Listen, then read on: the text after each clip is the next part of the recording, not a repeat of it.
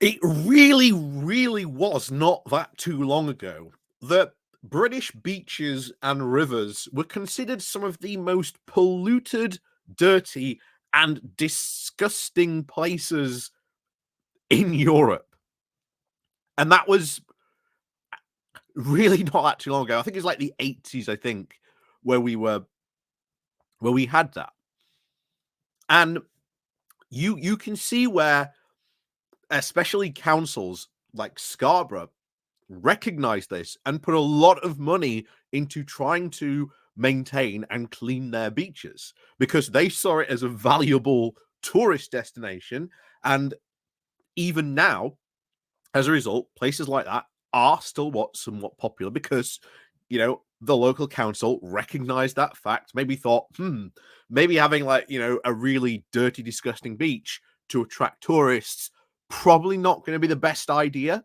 So they put a lot of money into trying to maintain their beaches, which is why you got a lot of people and those spots became ever more sort of popular to go to because they got that tourist influx, they got them in, things were all good. And then of course we joined the EU, and that's when we got EU water standards, environmental protection regulations, which over time cleaned up British rivers and beaches.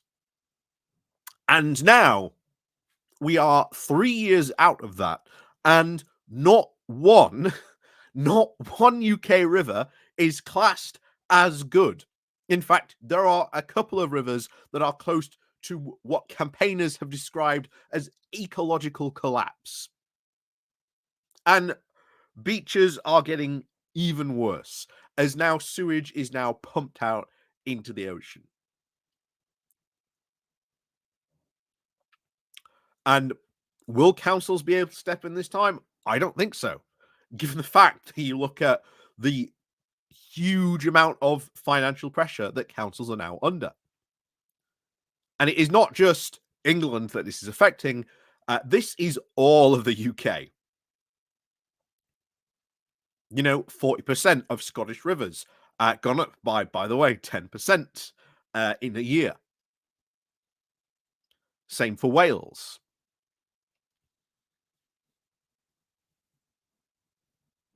So there are a lot of problems that are occurring, and it is because we have left these EU environmental standards that companies are no longer following.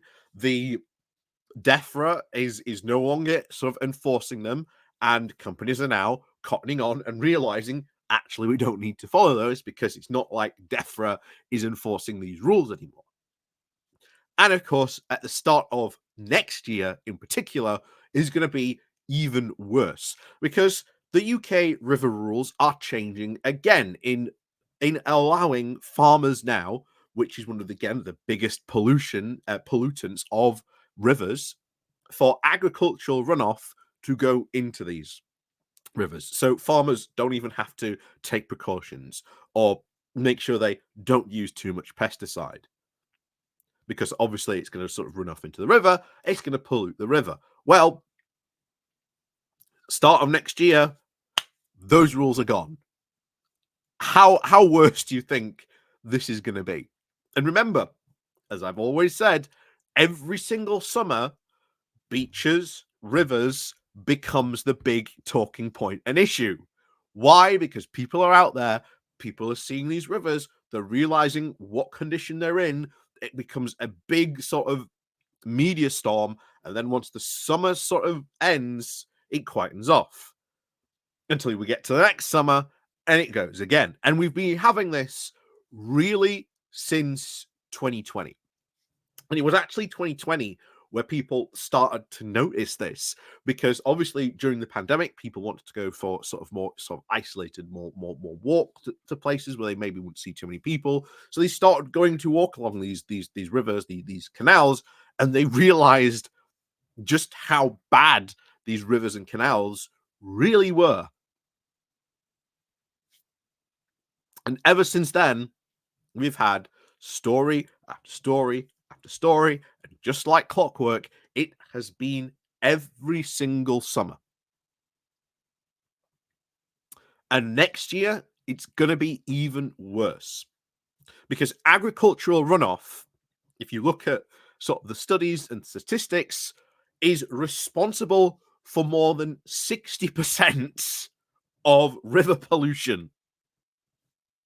And yet, we are no longer going to be following those rules that, get farmers to protect those, that make sure they are not polluting rivers from agricultural runoff.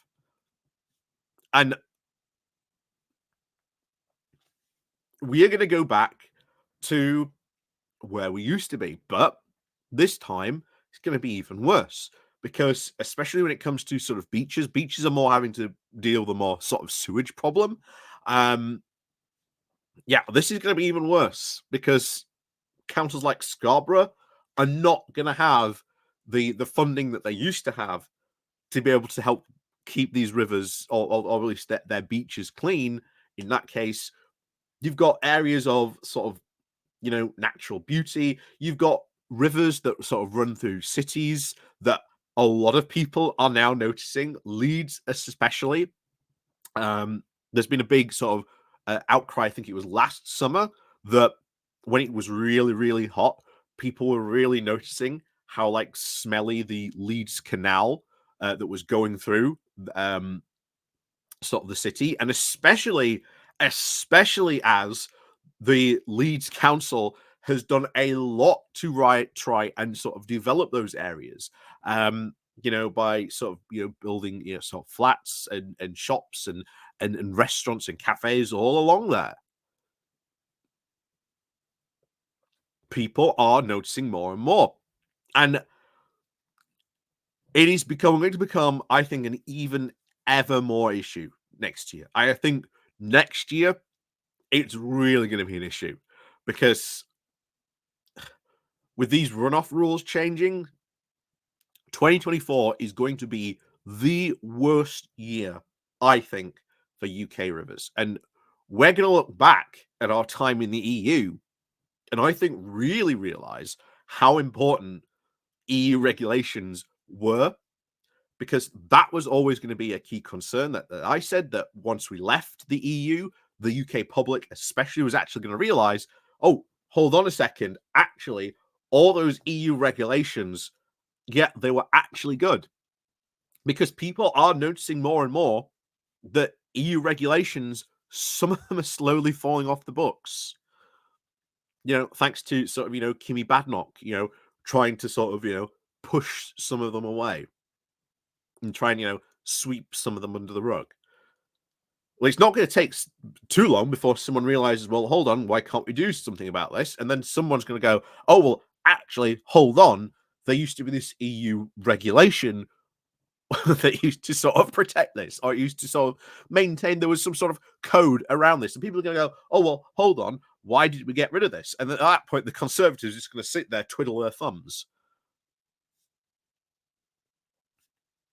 Because to many Conservatives, especially, of course, the hardcore Brexiteer free market fundamentalists, that's what leaving the EU was all about. Trying to get rid of as many EU rules and regulations as they possibly can. And I would not be surprised if, as we've said before, this is probably going to be their last year, or at least possibly the next 6 months, their last chance to do a lot of things, because they ain't going to be in power for if a decade, if not more than that.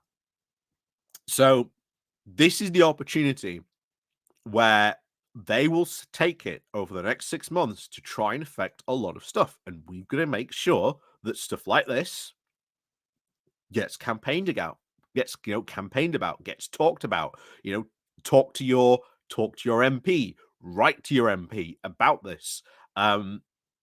There is the Save British Rivers campaign that has just started up recently, now talking about this. So go and have a look what that they say, and I think they've got a letter template you can send to your MP. It's basically just find out who your MP is, put their name in, put your name and address on, etc. And you can pretty much just send a carbon copy letter to your MP telling them, hey, you should do something about, river quality in our area. It's kind of important. So, as always, thank you very much, of course, for watching. And of course, we'll see you all next time.